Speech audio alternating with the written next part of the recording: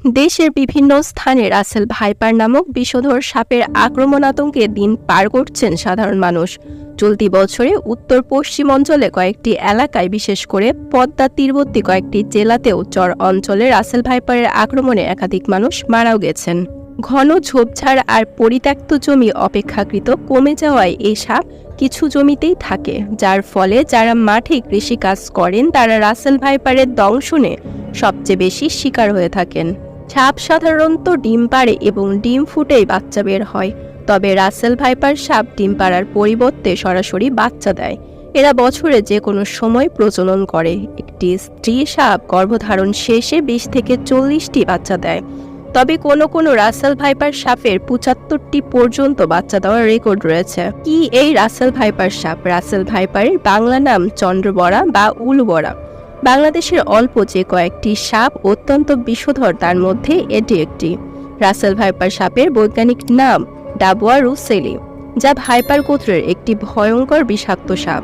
বিশেষ করে ভারতের উপমহাদেশে এই সাপ বেশি দেখা যায় এবং এটি ভারতের সবচেয়ে বড় 4টি সাপের মধ্যে একটি। কতটা মারাত্মক এই সাপের দংশন? বাংলাদেশে রাসেল ভাইপারের দংশনের হার খুব বেশি না হলেও ভারতে প্রতি বছর যে পরিমাণ সাপ কামড়ানোর ঘটনা ঘটে তার মধ্যে অন্তত 43% রাসেল ভাইপারের কারণেই হয়ে থাকে। ভাইপার সাধারণত কৃষি জমিতে থাকে বলে মানুষ অনেক সময় সাপের গায়ে পা তুলে দেয় আর না জেনে একে বিরক্ত করে থাকে। আর রাসেল ভাইপার সাপ বিপন্ন বোধ করলে আচমকায় আক্রমণ করে থাকে। রাসেল ভাইপার সাপের কারণে অনেক মানুষ মারাও যায়। রাসেল ভাইপারের বিষ ফুসফুস, কিডনি নষ্ট করে দেওয়ার মতো বিভিন্ন জটিলতা তৈরি করে। এই সাপের কামড়ে শারীরিক দংশন অংশে বিভিন্ন বিষ ছড়িয়ে অঙ্গহানি, ক্রমাগত রক্তপাত, রক্ত জমাট বাঁধা, চোখ ভারী হয়ে যাওয়া, পক্ষাঘাত, কিডনি ক্ষতিসহ বিভিন্ন শারীরিক উপসর্গ দেখা যায়। দ্রুত চিকিৎসা না হলে নিম্ন রক্তচাপ, কিডনি অকার্যকর সহ বিভিন্ন ধরনের শারীরিক সমস্যা হতে পারে।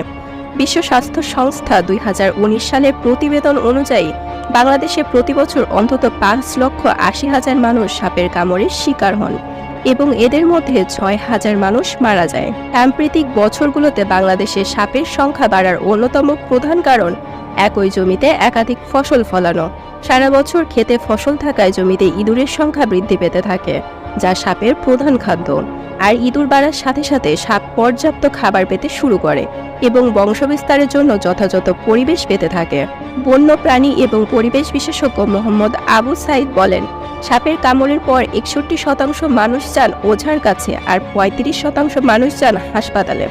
যারা আগে ওঝার কাছে যান তাদের মধ্যে মারা যাবার সম্ভাবনা বেশি। কোনো মানুষকে সাপে কামড়ালে কি করা উচিত এই বিষয়ে মোহাম্মদ আবু সাইদ বলেন, কাউকে সাপে কামড়ালে সবার আগে তাকে শান্ত থাকতে হবে।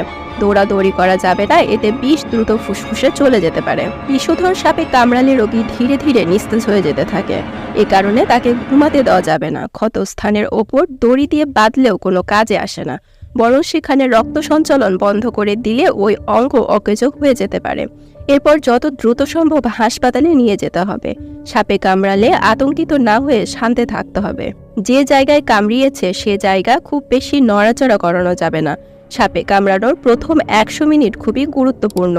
এ সময়ের মধ্যে সঠিক চিকিৎসা দেওয়া হলে রোগী সুস্থ হয়ে উঠতে পারেন।